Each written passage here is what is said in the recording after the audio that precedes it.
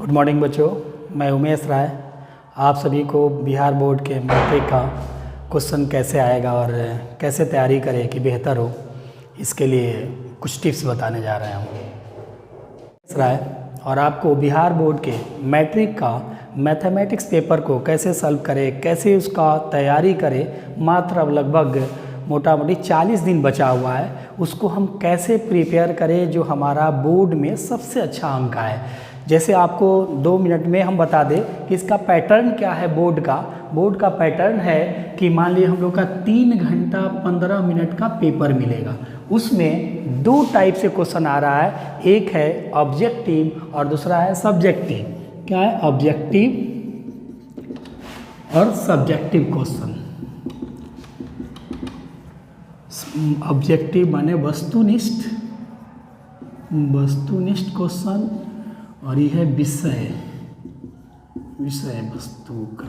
ये जो सब्जेक्टिव है इसमें 2 टाइप का क्वेश्चन आता है। कितना टाइप का? 2 टाइप। एक होता है शॉर्ट क्वेश्चन, एक लॉन्ग क्वेश्चन। अब इसको हम लोग समझेंगे कि जो ऑब्जेक्टिव क्वेश्चन है कि बोर्ड क्या किया है कि 100 क्वेश्चन दे रहा है। ऑब्जेक्टिव में कितना क्वेश्चन दे रहा है? 100।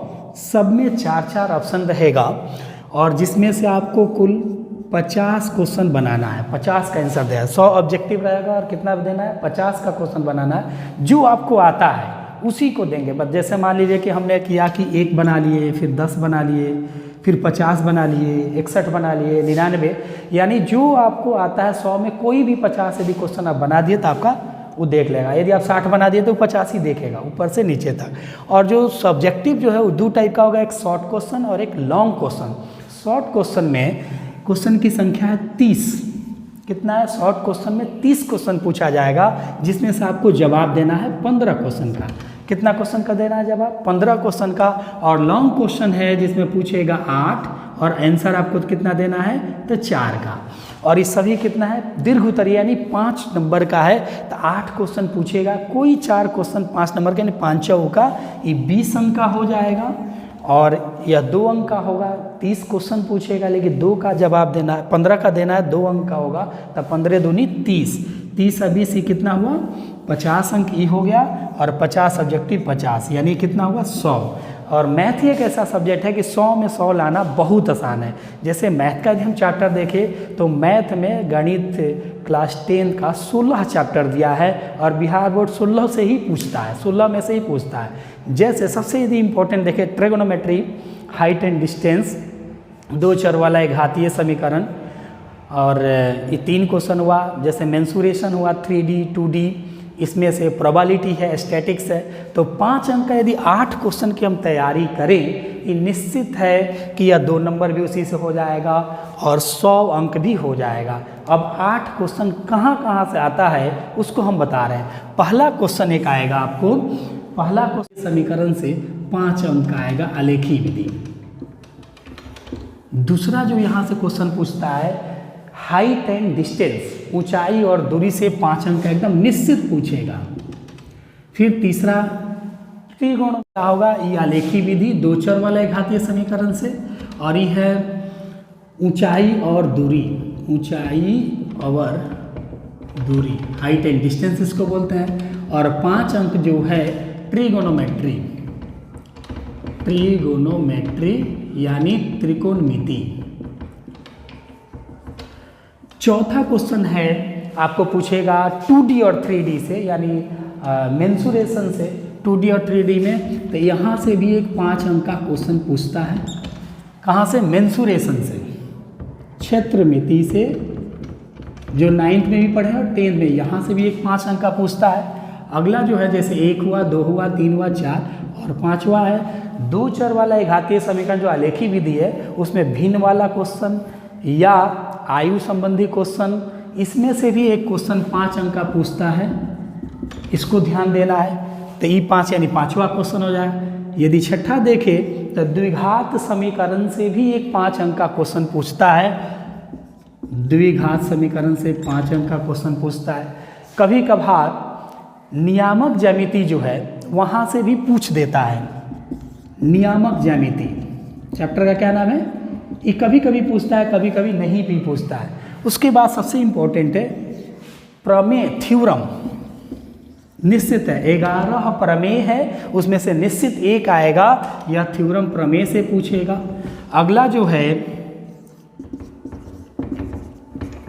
रचना, रचना जो है ये 5 अंक का पूछेगा। जैसे सबसे ज़्यादा इंपॉर्टेंट है, एक क्वेश्चन ही रचना से, एक प्रमेय से, नियामक कभी कभी पूछता है कभी कभी नहीं पूछता है। उसके बाद एक आलेखी विधि सबसे इंपॉर्टेंट हो जाएगा, ऊंचाई और दूरी।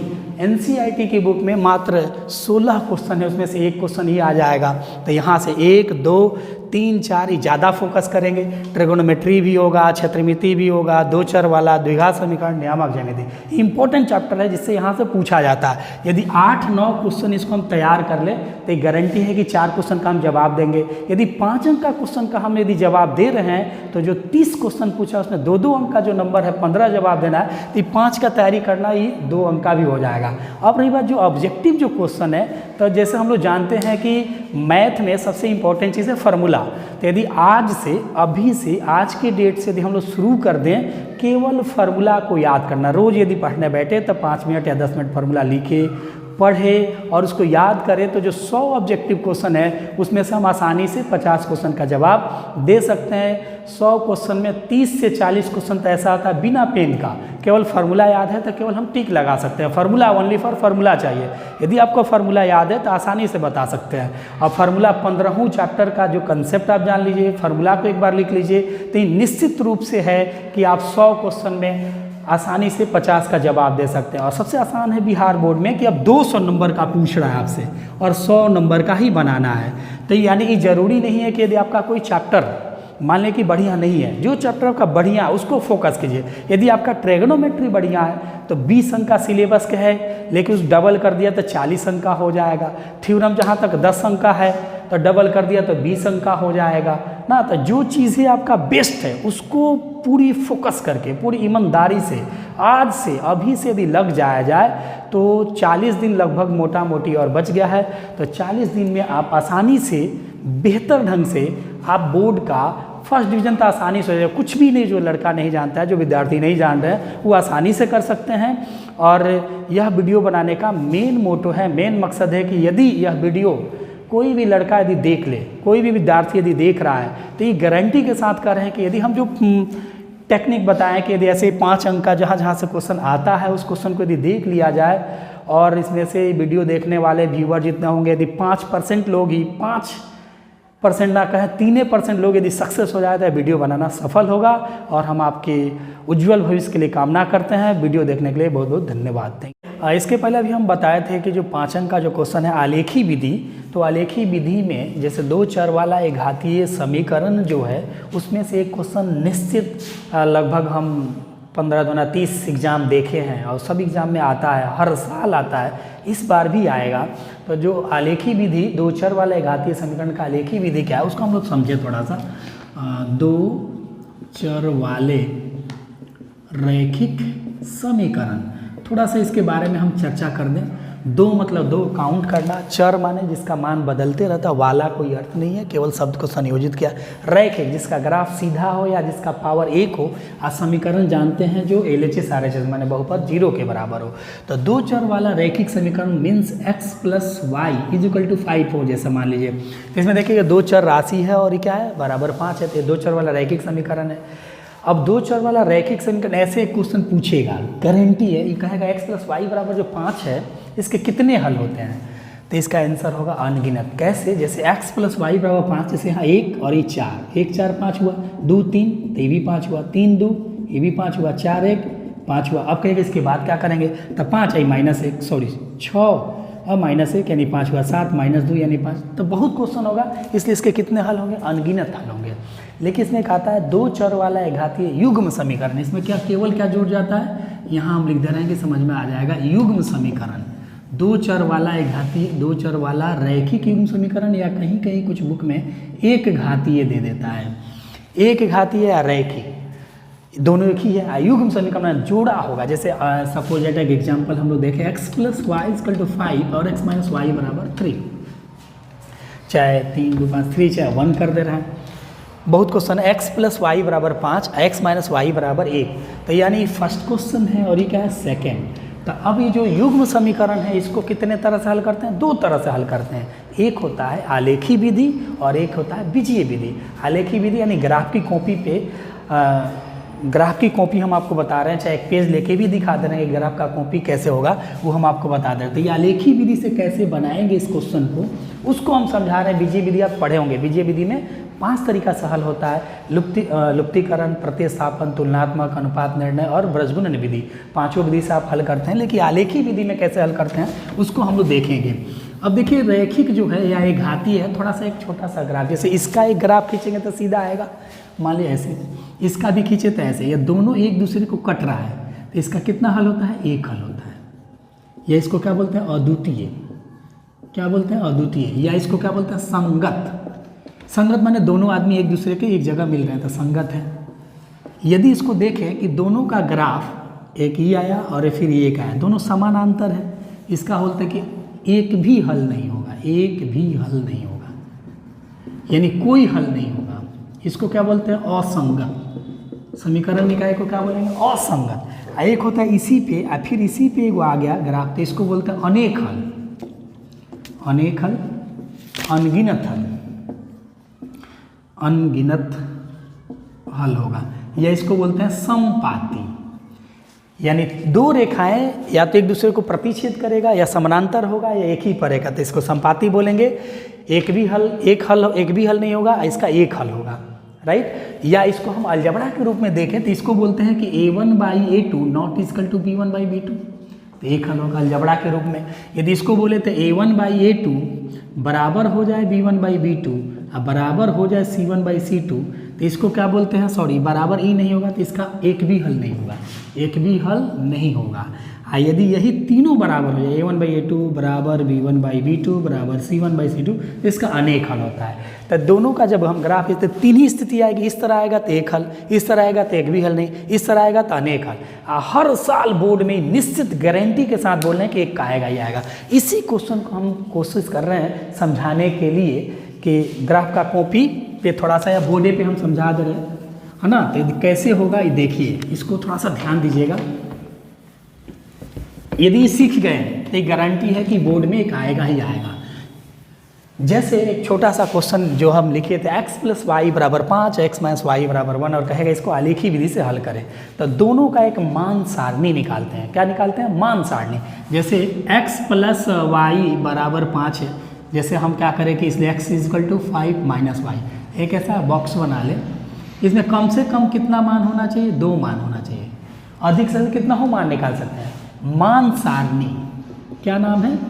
मान सारणी। मान सारणी का अर्थ हुआ कि एक मान हम अपने मन से कुछ भी रख सकते। जैसे यहाँ y का स्थान पे हमने रख दिया 1, तो यहाँ देखिए तो 5, यहाँ 1 जैसे रखें तो 5 में से गया तो क्या हुआ? 4 आया, 4, तो ये इसको उठा में लिख दे 4।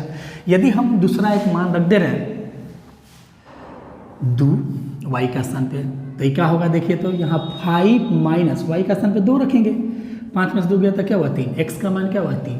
यदि आप चाहें तो और भी रख सकते, क्योंकि अनगिनत मान आएंगे इसके, लेकिन 2 इसलिए रखा जाता है कि एक बिंदु से अनंत रेखाएं खींची जाएगी और 2 बिंदु से कितनी रेखा खींची जाएगी? 1। इसलिए कम से कम 2, अधिक से अधिक कितना हो?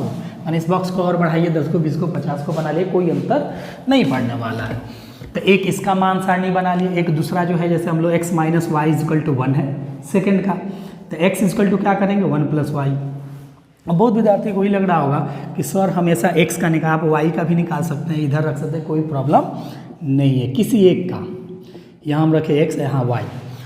अब y के स्थान पे यदि हमने रख दिया 1, तो देखिए 1 + 1, यानी इसका मान क्या हुआ? 1 - 1 = 2, तो x का वैल्यू क्या हो गया? 2 हो गया। यदि x का स्थान पे, यहाँ y का स्थान पे हमने 2 रख दिया, तो क्या होगा? 1 + 2 तो 3 हो गया। लगभग 2 मान सारणी निकल गया। अब क्या करेंगे? अब इसको बनाने का हमेशा ग्राफ की जो कॉपी है, ग्राफ की कॉपी जो हम लोग का, तो ग्राफ की कॉपी ऐसे होता है, एगो बॉक्स बना रहता है, उस पर ऐसे रहेगा और ऐसे 1 2 3 4 5, फिर 1 2 3 4 5 6 7 8 9, मैंने इसमें छोटा छोटा देखिएगा तो कितना बॉक्स होता है? 10 छोटा छोटा वर्ग होता है। तो जैसे आपको बता रहे हैं, एग्जाम्पल के लिए देख लीजिए, ये पेज होगा, ग्राफ का कॉपी ऐसा जो बना रहेगा इस पेज पे। बोर्ड में हर साल आता है क्वेश्चन, तो वो जो ग्राफ की कॉपी होगी, ऐसा एक पेज इस तरह बना हुआ, उस पर एक लाइन खींचते हैं जिसको इसको बोलते हैं हम लोग वाई एक्सिस। क्या बोलते हैं? Y axis. वाई इधर क्या होगा? Y dash. जमीन के हमेशा ऊर्ध्वाधर होगा उसको वाई एक्सिस बोलेंगे, जमीन के जो समानांतर है उसको बोलते हैं एक्स अक्ष। जैसे इसको ऐसे ई एक्स और ये एक्स डैश होता है, दोनों कटान बिंदु होता है उसे मूल बिंदु बोलते हैं। अब एक बहुत समस्या होगी विद्यार्थी को कि इसी को हम एक्स क्यों बोलते हैं, मान लिया गया, ऐसा रूल नहीं है। इसको सीधा हमेशा जब भी जमीन के समानांतर जो लाइन होगा एक्स अक्ष और जमीन के जो ऊर्ध्वाधर होगा उसको हम लोग वाई अक्ष से मानते हैं, और जो कटान बिंदु होगा मूल बिंदु 0 0। देखिए जो यह बॉक्स है, इस टाइप का ही बॉक्स पर हम लोग बना रहे हैं ग्राफ की कॉपी। तो जो 10 छोटा ही वर्ग है, 10 गो, एक कोठा, 2 गो इधर भी, ऐसे चारों तरफ ही बना रहेगा। तो इसके ऊपर एक सादा लाइनिंग रहता है, उस पर हम लोग यहाँ लिखते हैं कि माना कि 10 छोटा वर्ग को क्या माने। अब देखिए होता क्या है कि मान सारणी यहाँ निकालने के लिए 1 लाख रख सकते हैं, 2 लाख रख सकते हैं, लेकिन जो 10 छोटा वर्ग बराबर इसको मानेंगे तो जितना छोटा रहेगा उतना सटीक है। तो छोटा मान रखेंगे तो ज़्यादा आसान है, जल्दी सही आएगा। बड़ा भी रख सकते हैं लेकिन नंबर नहीं बढ़ेगा, इसलिए जितना छोटा है वो सही है।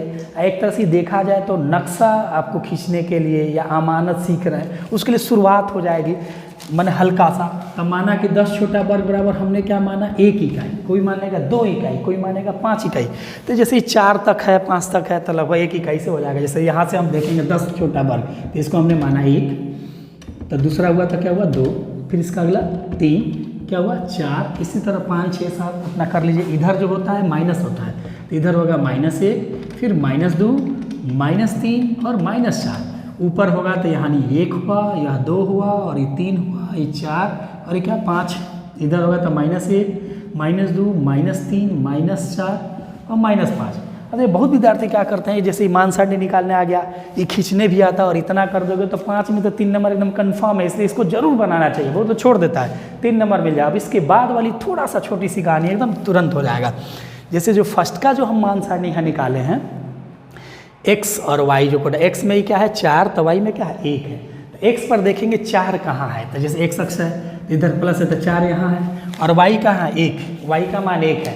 अभी दोनों जैसे यहाँ जो रास्ता है चौराहा रास्ता है, माने 4 पर हम ऊपर भी जा सकते हैं, नीचे भी जा सकते हैं, इधर भी जा सकते हैं, इधर भी, और 1 पे। लेकिन ऐसा करना है कि दोनों लाइन एक जगह मिले तब तो पॉइंट मिलेगा। तो इसको हम ऊपर लेके जाएंगे और इसको इधर से, ऐसे लाइनिंग इस पे है, सब पर लाइन है ग्राफ की कॉपी में। ये दोनों जहाँ कटेगा वहाँ एक पॉइंट देंगे, इसका नाम देंगे 4 और 1। इस बिंदु का निर्देशांक होगा 4 और 1। दूसरा क्या है, एक्स का मान 3 है, वाई का मान 2 है। एक्स का मान यहाँ 3 और वाई का मान 2 यहाँ है, तो ये दोनों ऐसे जाएगा, तो ये ऊपर गया और ये ऐसे जाएगा, तो ये दोनों मतलब यहाँ मिला 3 और 2, ये 4 ये हुआ। अब क्या करेंगे, 2 बिंदु है तो इसको मिलाएंगे एकदम सीधा, इसमें अब दिमाग नहीं लगाना कैसे जाएगा। मान लें कि हम लोग का ऐसे हुआ, ऐसे ऐसे ही दोनों लाइन, यदि नहीं मिल रहा है समझ जाइए कि यदि हम यहाँ थोड़ा बड़ा कर देना, यदि आपका सीधा नहीं मिला तो समझिए गलत है मान सारणी। सीधा मिल गया तो क्योंकि रैखिक है तभी सीधा आएगा, टेढ़ा आ रहा है तो रैखिक नहीं हो रहा है। दूसरा का भी इसी तरह खींचेंगे, जैसे यहाँ x का मान 2, y का मान 1, x का मान 2 और y का मान 1, यहाँ 2 और 1, x का मान 3 और y का मान 2, x का मान 3, y का यही है, सेम है। अब इसको यदि हम देखें तो यहाँ से देखिए,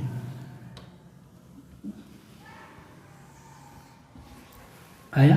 तो अभी एक छोटा सा पहले बताए थे कि दोनों यदि कट रहा है, जहाँ दोनों का कटान क्या है यहाँ है, तो x पर यहाँ देखिए तो x का मान क्या है, यहाँ देखिए 3i2 है, तो x का मान 3 है और y का मान 2, तो यहाँ 3 पे और y का मान 2, यानी x का मान 3 और y का मान 2। यही इस इक्वेशन का क्या हुआ, हल हुआ।